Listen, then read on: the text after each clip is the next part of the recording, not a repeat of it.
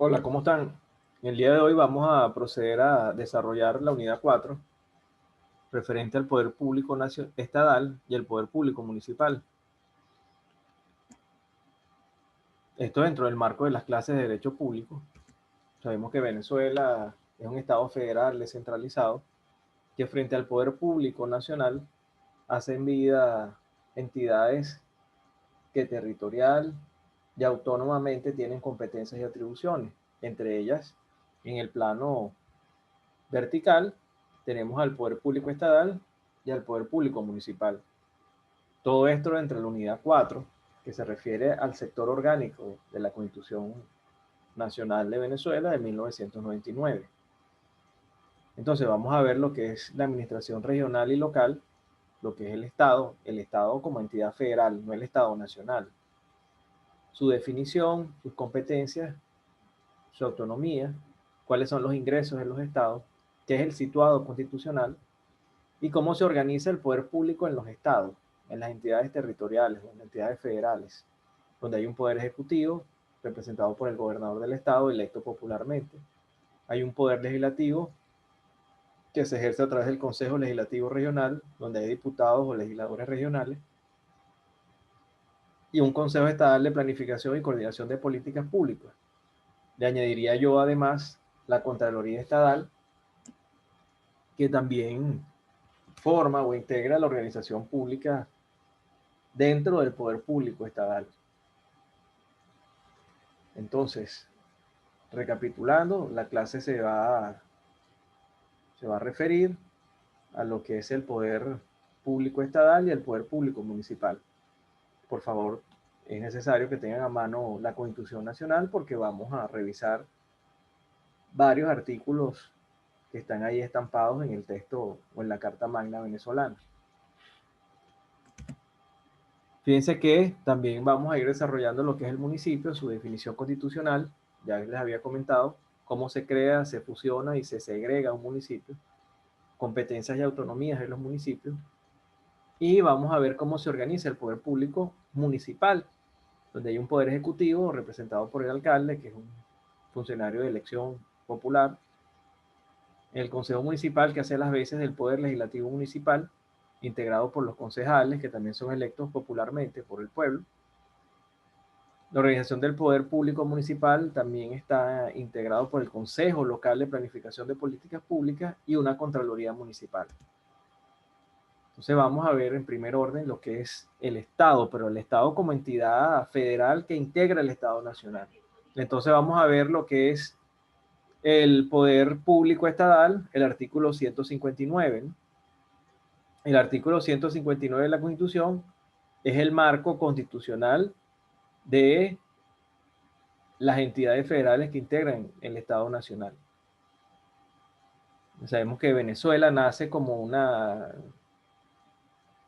entidad o organización política cuando 7 provincias declaran su independencia frente al Imperio Español y entonces se crea un Estado federal.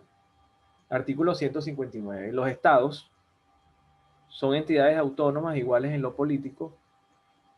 Somos un estado compuesto, o sea, quiere decir que son diversas entidades con autonomía, soberanía y competencias que deciden fusionarse para crear un estado mucho más grande, un estado nacional. Los estados son entidades autónomas e iguales en lo político, con personalidad jurídica plena y quedan obligados a mantener la independencia, soberanía e integridad nacional y a cumplir y hacer cumplir esta Constitución y las leyes de la República. Claro, porque territorialmente se asocia su territorio a un territorio mucho más grande, que es el territorio nacional. Para conformar el Estado global se necesita un territorio, ¿no? Entonces cada entidad territorial suma sus territorios para que allí tenga su asiento el Estado, pero el Estado nacional, ¿no? Entonces vamos a ver cuáles son sus competencias, que es el artículo 164. Fíjense que es la competencia exclusiva de los estados. Quiere decir que los estados tienen competencias que son exclusivas y hay algo que debo comentarles, que también los estados tienen competencias concurrentes. ¿Cuáles son las concurrentes? Aquellas que asumen junto al poder público municipal y al poder público nacional. Entonces, es una pregunta de examen. ¿Cuáles son las competencias exclusivas?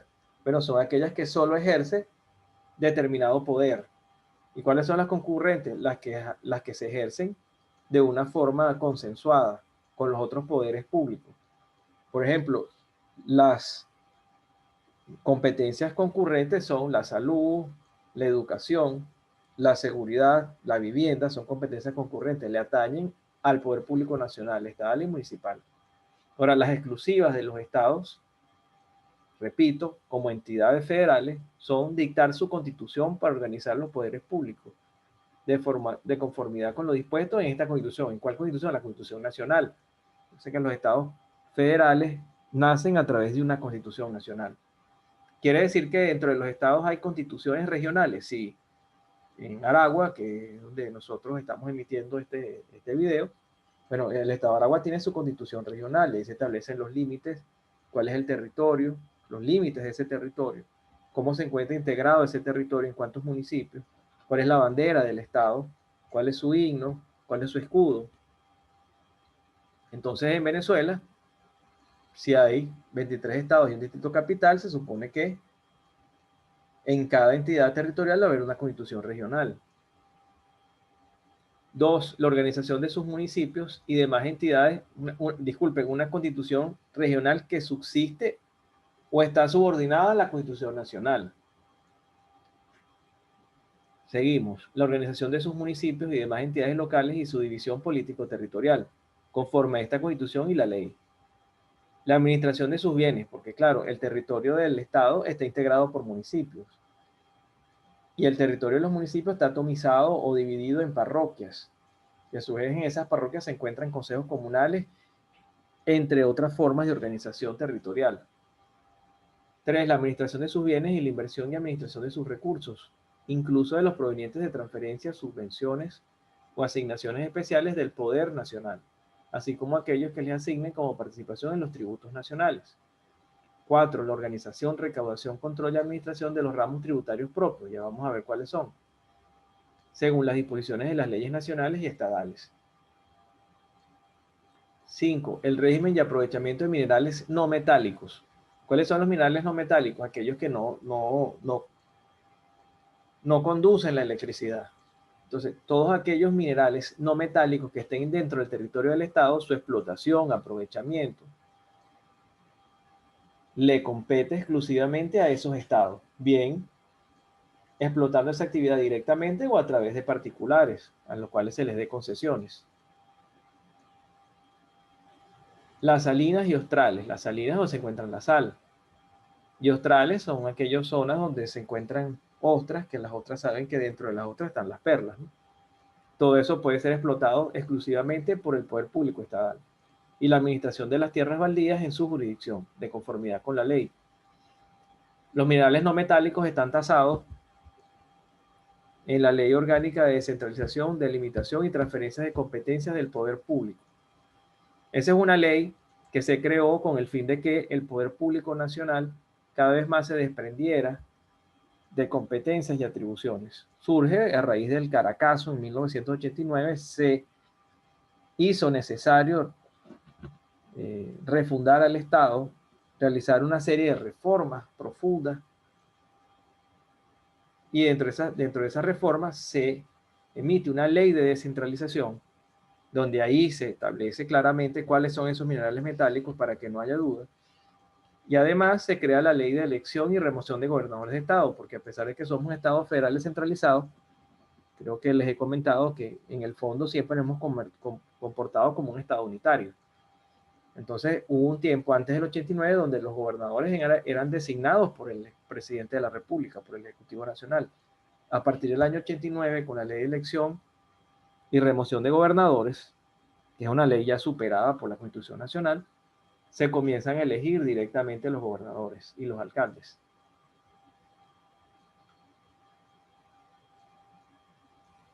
6, seguimos con el artículo 164, las competencias de los estados. La organización de la policía estatal, porque existen 3 niveles en cuanto al ejercicio de la función de la seguridad. Un nivel nacional con la Policía Nacional, que depende del Poder Público Nacional, una policía estatal y una policía municipal.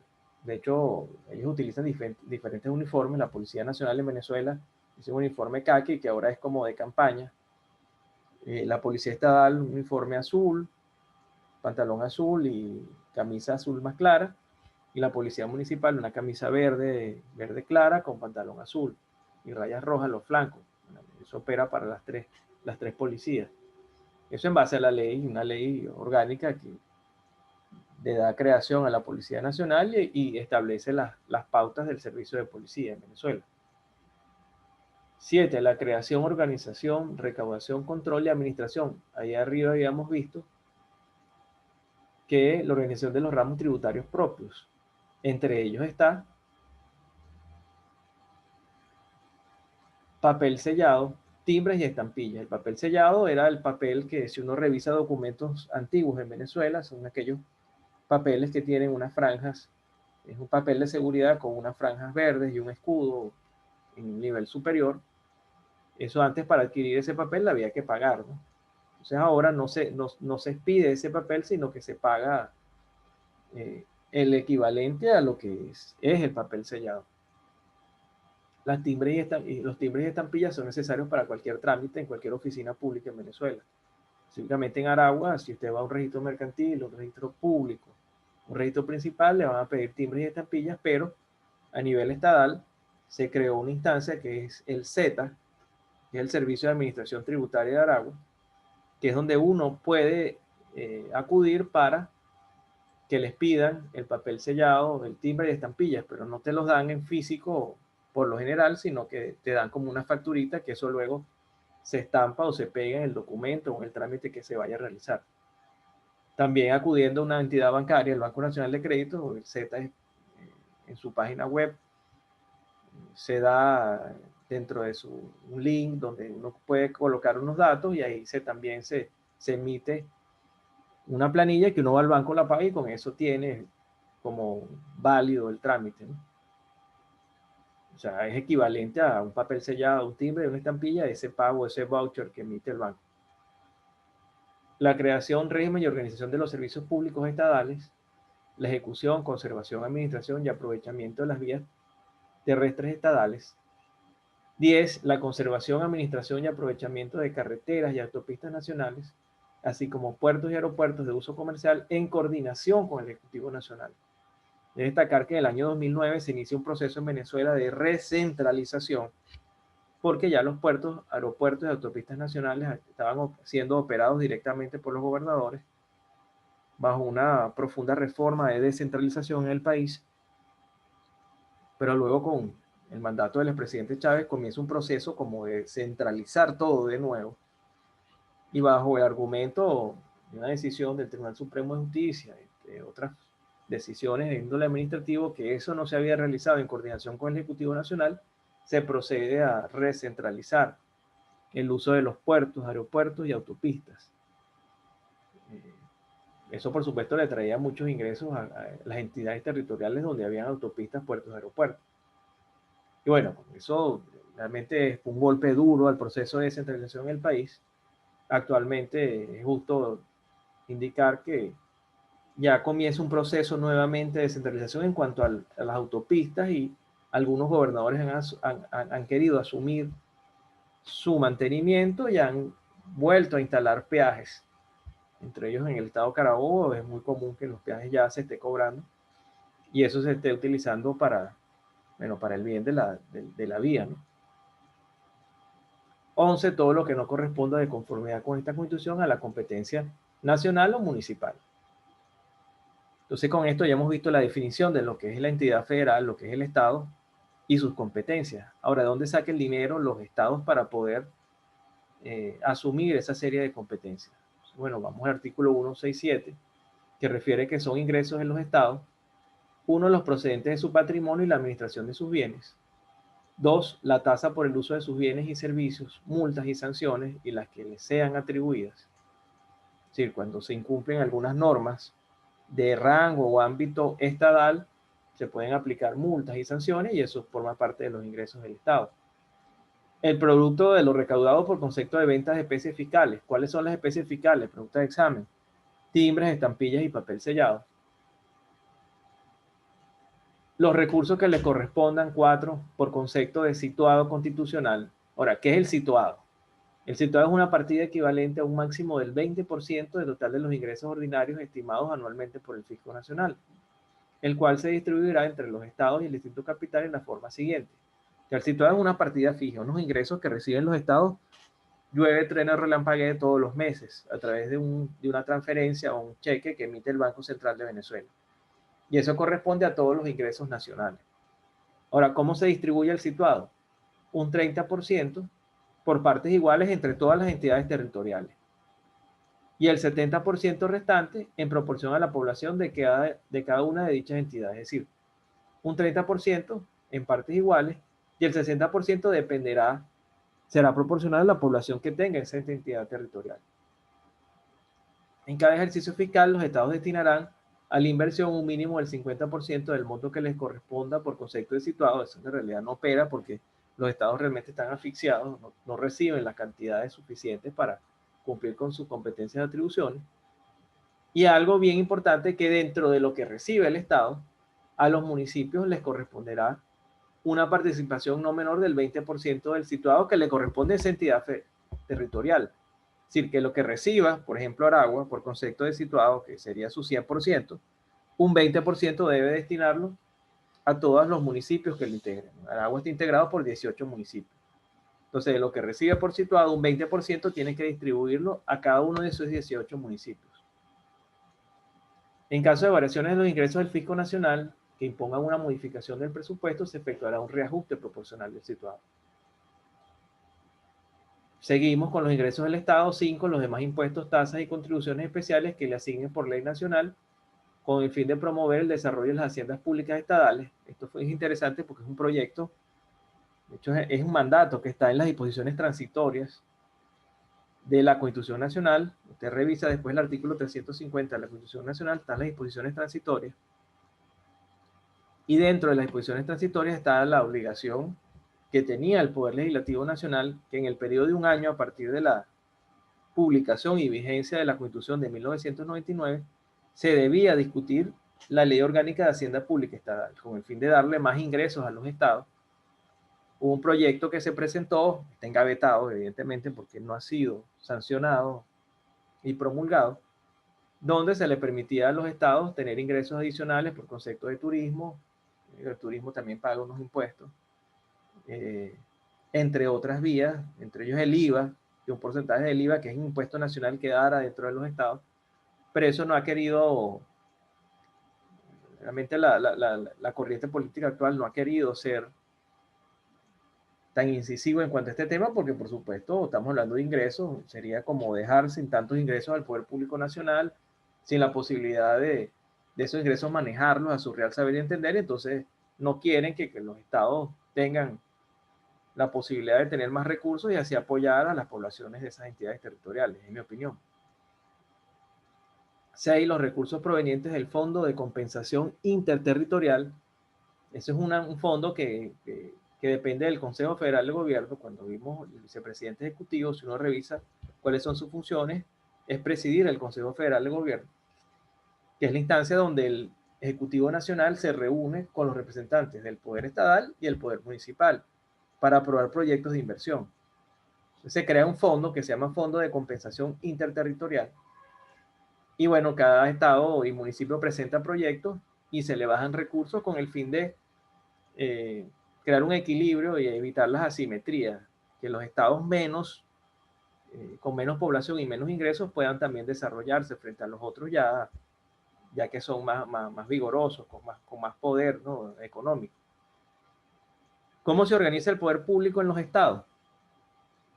Bueno, una rama ejecutiva, ya lo hemos visto en las láminas anteriores, donde está el gobernador del estado electo popularmente, una rama legislativa representada por el Consejo Legislativo Estatal o Regional, donde están los diputados regionales, un Consejo Estatal de Planificación de Políticas Públicas y la Contraloría Estatal. Entonces vamos a ver en detalle lo relativo al Poder Ejecutivo Estatal, donde está el gobernador del estado. Para eso vamos a ubicarnos en el artículo 160 de la Constitución. Fíjense que el gobierno y administración de cada estado corresponde a un gobernador o gobernadora. Para ser gobernador o gobernadora se requiere ser venezolano.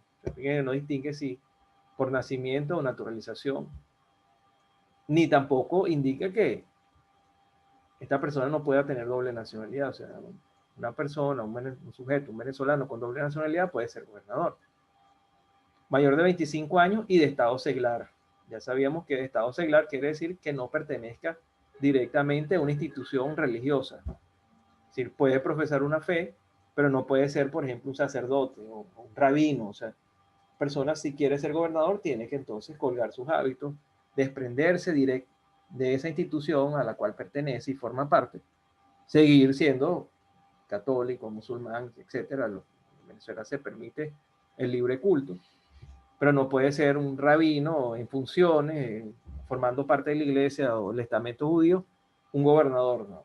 Venezuela opera el hecho de que es un estado laico, o sea, no sé, que eso difiere de los estados o los gobiernos donde el máximo representante de la institución religiosa es el máximo exponente del Estado. Eso no opera en Venezuela. O sea, en las teocracias es donde el máximo representante de la iglesia es el líder del Estado. En Venezuela eso no es así, un Estado laico. Pueden haber diversas religiones, pero las personas no pueden ser integrantes de esas religiones, miembros activos, y aparte ejercer un cargo público. Bueno, y será elegido por un periodo de 4 años por la mayoría de las personas que voten. Ya sabemos que aquí aplica la enmienda número 1 del año 2009, donde el gobernador puede ser reelecto inmediatamente y cuantas veces así el pueblo lo quiera por nuevos periodos. Por lo tanto, la interpretación del artículo hay que verlo junto con la enmienda, donde no hay una prohibición de que solo es por una sola vez que puede ser reelecto el gobernador. El artículo 161 refiere que los gobernadores o gobernadoras rendirán anual y públicamente cuenta de su gestión ante el Contralor o Contralora del Estado y presentará un informe de la misma ante el Consejo Legislativo y el Consejo de Planificación y Coordinación de Políticas Públicas, que aplica el control propio que debe existir entre los poderes, eh, repito, bajo la tesis de la teoría de la separación atenuada en las funciones del Estado de Montesquieu. Y bueno, ahí la tenemos viva, incluso en el ámbito del poder público estatal. Ahora bien, ¿qué es el Consejo Estatal de Planificación de Políticas Públicas? Bueno, el Consejo Estatal de Planificación de Políticas Públicas es una instancia donde se tienen que discutir los proyectos de inversión dentro del Estado. O sea, es una forma de también limitar el ejercicio de las funciones del gobernador. Fíjense que el artículo 1 se refiere que en cada estado se creará un consejo de planificación y coordinación de políticas públicas presidido por el gobernador o gobernadora e integrado por los alcaldes o alcaldesas, los directores o directores estatales de los ministerios y una representación de los legisladores elegidos o legisladores elegidas por el Estado a la Asamblea Nacional, del Consejo Legislativo, de los concejales o concejalas y de las comunidades organizadas, incluyendo las indígenas donde las hubiere. El mismo funcionará y se organizará de acuerdo con lo que determine la ley. La ley es la ley orgánica de los consejos estatales de planificación y coordinación de políticas públicas. Por eso requiero que por favor revisen los artículos 1, 2 y 4 de la ley, donde se le da el estamento, la base del funcionamiento. Esa ley la pueden encontrar en los archivos de la materia. Por último, tenemos que la organización público-estatal se integra por las contralorías estadales. El contralor estatal es designado por, no popularmente, sino designado por el Consejo Legislativo Regional o Estadal. Fíjense que el artículo 163 refiere que cada estado tendrá una contraloría que gozará de autonomía orgánica y funcional. La Contraloría del Estado ejercerá, conforme a esta Constitución y a la ley, el control, vigilancia y fiscalización de los ingresos, gastos y bienes estadales. Fíjense que hay un Contralor General de la República que fiscaliza, audita al Poder Público Nacional e incluso excepcionalmente al Poder Público Estatal y Municipal, pero el Contralor Estatal sí está limitado a la entidad por el cual ha sido designado. O sea, el Contralor Estatal del Estado de Aragua, que tiene su sede en la avenida 10 de diciembre, cerca de donde está el periodiquito, pues el contralor solo puede auditar y fiscalizar la gestión del gobernador, sin menoscabo del alcance de las funciones de la Contraloría General de la República. Dicho órgano actuará bajo la dirección y responsabilidad de un contralor o contralora cuyas condiciones para el ejercicio del cargo serán determinados por la ley orgánica de la Contraloría General de la República y del Sistema Nacional de Control Fiscal. Ese sistema está integrado por los contralores estadales, la cual garantizará su idoneidad e independencia, así como la neutralidad en su designación, que será mediante concurso público, y ese concurso se lleva a cabo en el Consejo Legislativo Regional. Entonces ya vimos lo relativo al Poder Ejecutivo Estatal. Me disculpan que adelanté la lámina.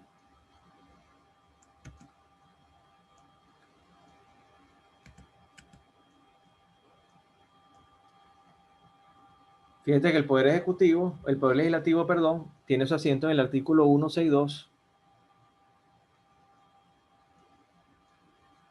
que refiere que había un error y me disculpan que no desarrollé el Poder Legislativo Estadal, sino que una vez pasé del Poder Ejecutivo Estadal al Consejo Estatal de Planificación de Políticas Públicas y a la Contraloría Estatal. Entonces me había faltado el Poder Legislativo, y el Poder Legislativo tiene su fundamento constitucional en el artículo 162 de la Constitución Patria.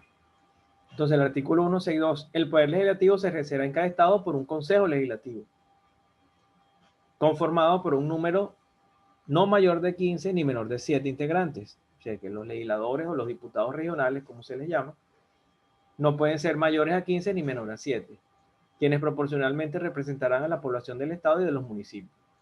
Realmente el marco donde se establece cómo deben ser electos los diputados regionales es la ley orgánica de los consejos legislativos estadales.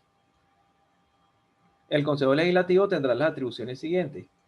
1. Legislar sobre las materias de competencia estadal, es decir, crear leyes estadales, cuyo ámbito de aplicación solo es en esa entidad territorial. Por ejemplo, hay una ley estadal muy importante en Aragua, que es la ley del timbre fiscal, donde se desarrolla el tema de las especies fiscales en Aragua. Hay otras leyes que crean institutos, entre otras cosas.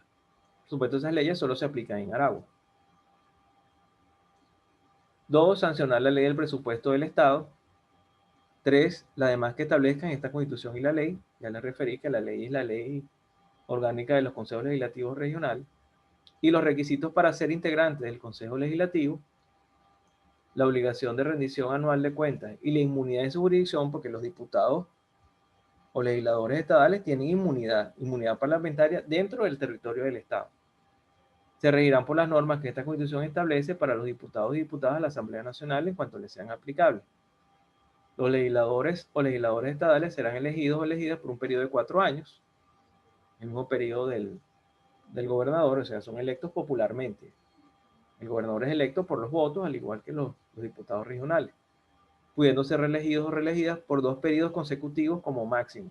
Sabemos que la enmienda número 1 establece que todos los cargos de elección popular en Venezuela pueden ser reelectos inmediatamente, sin distingo, o sea, por los periodos que así el pueblo lo quiera. La ley nacional regulará el régimen de organización y funcionamiento del Consejo Legislativo. Con esto entonces ya tenemos una visión clara, profunda, sobre el poder público estatal.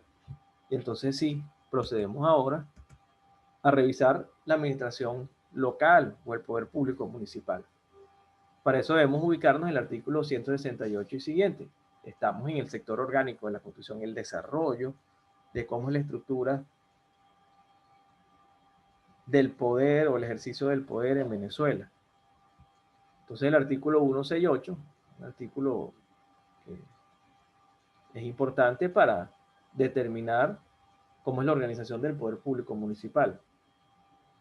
Ese es el capítulo 4 del título 4. Artículo 168. Los municipios constituyen la unidad política primaria de la organización nacional. Gozan de personalidad jurídica y autonomía dentro de los límites de esta Constitución y de la ley. La autonomía municipal comprende: 1. La elección de sus autoridades. 2. La gestión de las materias de su competencia. 3. La creación, recaudación e inversión de sus ingresos. 4. Las actuaciones del municipio, es importante decirlo, en el ámbito de sus competencias se cumplirán incorporando la participación ciudadana al proceso de definición y ejecución de la gestión pública y al control y evaluación de sus resultados en forma efectiva, suficiente y oportuna, conforme a la ley. Los actos del municipio no podrán ser impugnados sino ante los tribunales competentes. Todo lo relativo a la gestión pública y al poder público nacional en cuanto al ejercicio de sus funciones, al poder público estatal y al poder público municipal, quien tiene conocimiento judicialmente son los tribunales de la jurisdicción contencioso administrativa, que tienen una ley que los rige. Ya les había dicho que los distintos tribunales tienen o determinan o deciden según su materia, según la materia. Entonces, la materia de los tribunales contencioso administrativos es todo lo referente al ejercicio de la función pública. Entonces ya tenemos cuál es la definición constitucional de municipios. Son entidades autónomas independientes que constituyen la unidad política primaria del Estado, porque es el núcleo, si se quiere, de algún modo fundacional del Estado desde el punto de vista territorial, porque los municipios integran a su vez al poder público estatal o a las entidades federales, y estas entidades federales a su vez son las que le dan vida al Estado nacional. Ahora, ¿cómo se crea, fusiona y se agrega un municipio? Para eso hay que revisar los artículos 9, 10, 13, 14, 15 y 16 de la Ley Orgánica del Poder Público Municipal, que desarrolla todo lo que es relativo a este poder. Los municipios generalmente se crean o existen, a modo general les indicaré que los municipios se crean cuando existe la posibilidad o un territorio que pueda servirle de asiento. Es decir, no puede existir un municipio sin territorio. Entonces, lo primero es la existencia de un territorio que le dé asiento al municipio.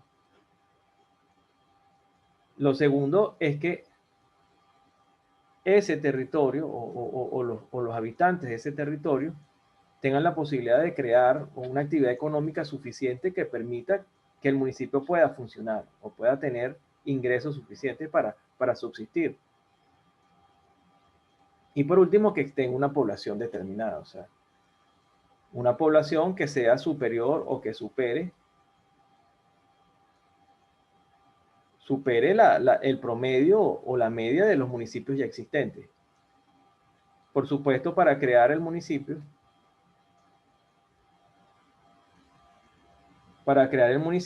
aparte de tener un territorio, de que exista la posibilidad de que esa entidad que va a ser creada genere sus propios ingresos, la población debe superar el promedio o la media de las entidades municipales ya existentes. Por supuesto, el municipio o la población que exista sobre ese municipio debe, a través de un referendo, indicar si está o no de acuerdo con la creación de un nuevo municipio. Entonces deben dar su opinión a través de un referéndum, en este caso, referéndum consultivo. Y una vez que exista la posibilidad de que la población asentada allí en ese territorio esté de acuerdo en la creación de un municipio, debe crearse una ley, y esa ley es discutida, por supuesto, si es un tema relacionado con una entidad federal, por la entidad federal donde se va a crear el municipio. Entonces, el Consejo Legislativo Estatal procederá en todo caso a crear la ley de creación del municipio tal. En Aragua, los municipios más jóvenes o que han sido creados, Aragua es una entidad territorial que conforma el Estado venezolano, para quienes nos escuchan o no, y no son venezolanos.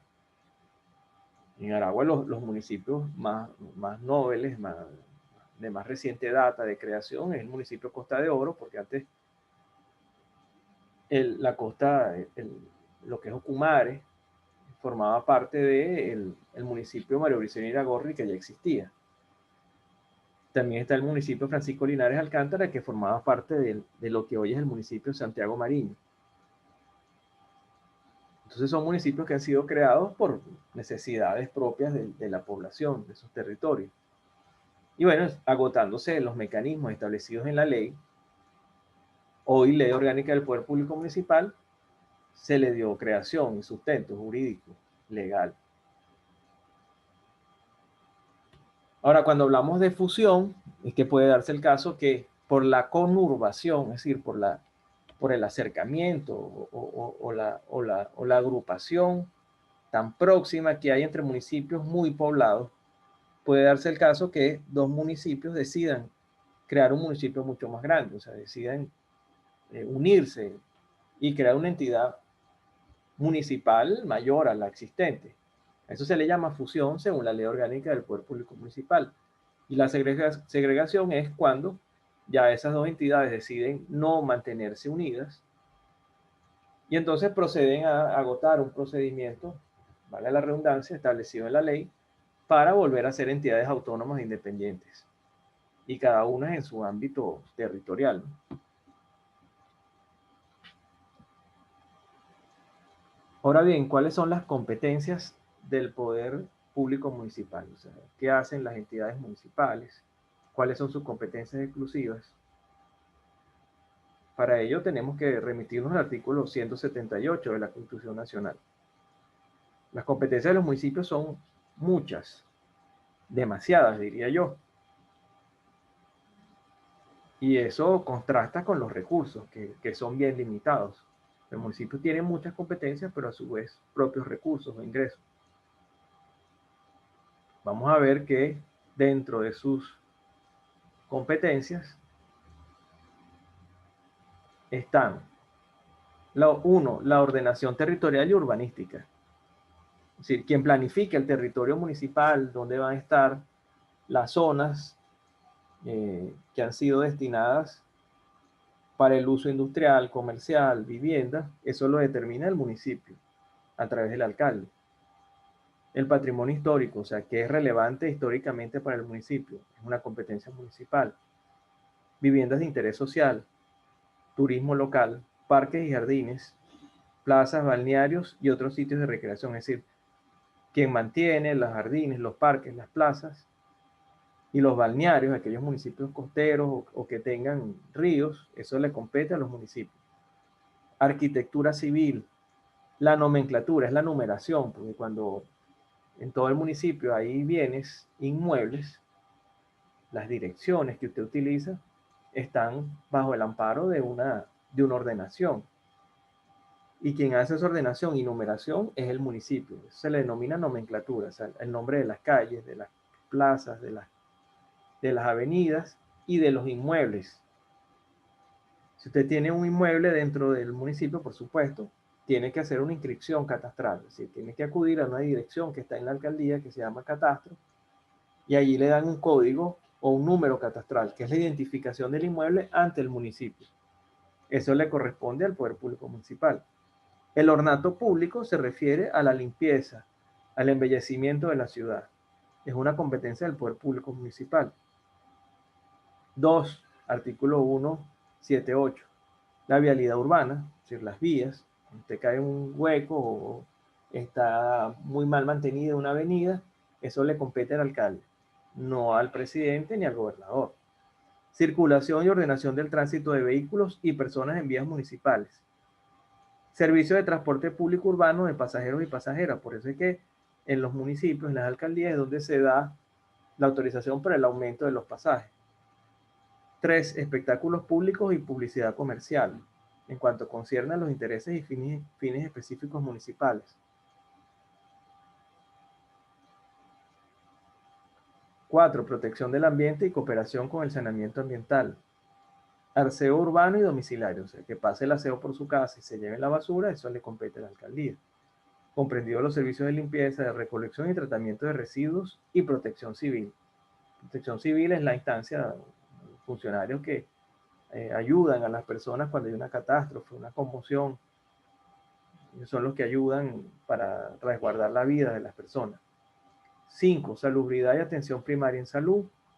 servicios de protección a la primera y segunda infancia, a la adolescencia y a la tercera edad, educación preescolar, servicios de integración familiar de la persona con discapacidad al desarrollo comunitario, actividades e instalaciones culturales y deportivas, o sea, las canchas y que haya teatros, eso le corresponde a la alcaldía. Servicios de prevención y protección, vigilancia y control de bienes y las actividades relativas a las materias de la competencia municipal. 6. Servicio de agua potable, electricidad y gas doméstico, alcantarillado, canalización y disposición de las aguas servidas, cementerios y servicios funerarios, o sea, los cementerios, quien administra los cementerios y quien debe estar pendiente de que existan sitios, camposantos, para que la gente, a sus fallecidos, pueda darle santa sepultura. Eso le corresponde a los alcaldes. 7. La justicia de paz, prevención y protección vecinal y servicios de policía municipal conforme a la legislación nacional aplicable. La justicia de paz está enmarcada en una ley orgánica de la justicia de paz y es una forma alternativa para que se diriman los asuntos vecinales o de menor jerarquía, hablándolo de ese punto, por los mismos vecinos. O sea, se nombra a un vecino que tenga suficiente credibilidad, honorabilidad, y a esta persona se le da el carácter de juez de paz y él es el encargado de solucionar conflictos de menor envergadura, como por ejemplo, bueno, que en una calle siempre ponen música, hay un vecino que siempre coloca música y eso trae inconvenientes para que no haya violencia. Bueno, eso puede ser solucionado por el juez de paz. Y el numeral octavo dice que las demás que le atribuye esta Constitución y la ley. Las actuaciones que corresponden al municipio en materia de su competencia no menoscaban las competencias nacionales y estaduales que definen en la ley conforme a esta Constitución. Ahora, ¿cuáles son los ingresos de los municipios? Entonces vamos a remitirnos al artículo 179. Los municipios tendrán los siguientes ingresos. 1. Los procedentes de su patrimonio, incluso el producto de sus ejidos y bienes. ¿Qué son los ejidos? Son terrenos municipales, inmuebles que son propiedad del municipio. 2. La tasa por el uso de sus bienes o servicios. Las tasas administrativas por licencias o autorizaciones. Y ahora vienen los impuestos municipales. Por favor, pongan mucha atención. Los impuestos municipales son diversos. El primero sobre actividades económicas de industria, comercio, servicios o de índole similar, con las limitaciones establecidas en esta Constitución. La gente lo llama licencia de actividades económicas o impuesto por actividades económicas. Realmente es así. Los impuestos sobre actividades económicas de industria, comercio, servicios o de índole similar. ¿Sí? Si usted realiza una actividad económica, bien sea servicio, venta de bienes, obras, entonces por esa actividad usted debe pagar un impuesto y ese impuesto es municipal. Los impuestos sobre inmuebles urbanos, la gente lo llama derecho de frente, ¿no? Realmente es impuesto sobre inmuebles urbanos. Por tú tener un inmueble dentro del municipio, tienes que pagar un impuesto. Igual el impuesto por vehículos o vehicular. O sea, por tú tener un vehículo que transita las vías municipales, ese vehículo está dañando las vías por el uso. Usted tiene que pagar un impuesto. Impuesto por actividades públicas, por espectáculos públicos, perdón, por juegos y apuestas lícitas, propaganda y publicidad comercial. Entonces, los impuestos municipales son por actividades económicas, por inmuebles urbanos, vehículos, espectáculos públicos, juegos y apuestas lícitas, propaganda y publicidad comercial. Igualmente están los ingresos por contribuciones especiales sobre plusvalía. La plusvalía es un aumento en el valor de un inmueble que se produce por cambios de uso o de intensidad de aprovechamiento con que se vean favorecidas por los planes de ordenación urbanística. Supongamos que usted tiene una casa y por planificación o ordenación urbanística, esa casa o ese sector o esa zona pasó a ser de residencial a residencial comercial. Y al lado de su casa construyen un Sambil, supongamos, un centro comercial. Eso aumenta el valor del inmueble. Y por ese aumento en el valor, usted debe pagar una contribución especial, por esa plusvalía, por ese aumento en el valor del inmueble. Hay otro impuesto que es importante, que es el impuesto territorial rural o sobre predios rurales, cuando son municipios donde hay zonas rurales, donde hay fincas, lugares donde se realiza una actividad agrícola o pecuaria, se debe pagar un impuesto territorial rural. 4. Los derivados del situado constitucional. Ya sabemos que el situado es una partida fija que proviene de los ingresos nacionales y otras transferencias o subvenciones nacionales o estadales, el producto de las multas y sanciones en el ámbito de sus competencias y las demás que le sean atribuidas. Y 6. Las demás que determine la ley. ¿Cuál ley? La Ley Orgánica del Poder Público Municipal. Ahora bien, ¿cómo se organiza el municipio? Bueno, se organiza a través de un poder ejecutivo y esas funciones ejecutivas las ejerce el alcalde. El alcalde, para ser alcalde, eso es un cargo de elección popular. O sea, quien ejerce el gobierno municipal es el alcalde y eso, para ser alcalde tú necesitas votos, reñirte en una contienda electoral. El artículo 174 refiere que al gobierno y la administración del municipio corresponde el alcalde o alcaldesa, quien será también la primera autoridad civil. Para ser alcalde o alcaldesa se requiere ser venezolano o venezolano, no distingue si por nacimiento o naturalización, mayor de 25 años de estado seglar, es decir, también se permite que alguien que tenga doble nacionalidad pueda ser alcalde. El alcalde o alcaldesa será elegido o elegida por un periodo de 4 años, por mayoría de las personas que votan, y podrá ser reelegido o reelegida de inmediato y por una sola vez para un nuevo periodo. Sabemos que hay que ver la enmienda número 1, donde se permite que los alcaldes pueden ser reelectos por la cantidad de periodos que así lo quiera el pueblo. El poder legislativo o la función legislativa, artículo 175, corresponde al consejo con C, al consejo municipal. El consejo municipal está integrado por concejales elegidos o concejales elegidas en la forma establecida en esta Constitución, en el número y condiciones de elegibilidad que determine la ley. Los concejales son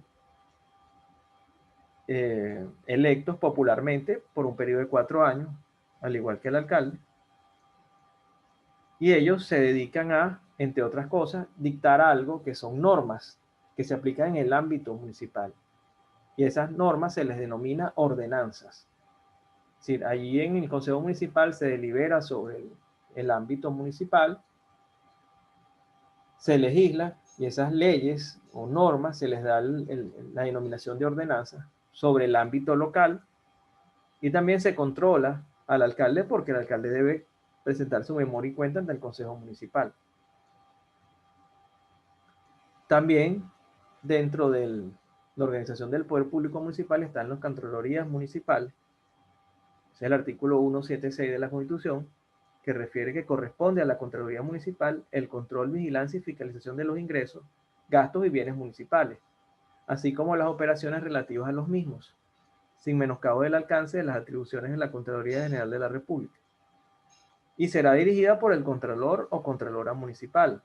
¿Quién lo designa? El Consejo Municipal mediante concurso público que garantice la idoneidad y capacidad de quien sea designado o designada para el cargo, de acuerdo con las condiciones establecidas por la ley, que es la Ley Orgánica de la Contraloría General de la República y del Sistema Nacional de Control Fiscal. Por último, dentro del municipio, hacen vida los consejos locales de planificación de políticas públicas, cuyo fundamento, asiento y desarrollo está en la Ley Orgánica del Consejo Local de Planificación de Políticas Públicas. Esa ley está en los archivos de la materia, los archivos que les he dado. Por favor, es necesario que revisen los artículos 110, 111 y 112 de esa ley, perdón, de la Ley Orgánica del Poder Público Municipal, y que revisen esa ley orgánica del Consejo Local de Planificación de Políticas Públicas. Realmente el Consejo Local se dedica a aprobar los proyectos de desarrollo y planificación que haya dictado el alcalde. En cierto modo ejercen un control sobre el alcalde porque el alcalde no ejecuta, lleva a cabo aquellos proyectos que no tengan el aval del Consejo Local, para que realmente los proyectos que se apliquen o que se den a cabo sean proyectos que sean necesarios para el municipio. Con esto le damos término a la unidad 4, referido, o que hace referencia al poder público municipal. Espero que haya sido de su agrado y si tienen algún comentario háganlo saber a través de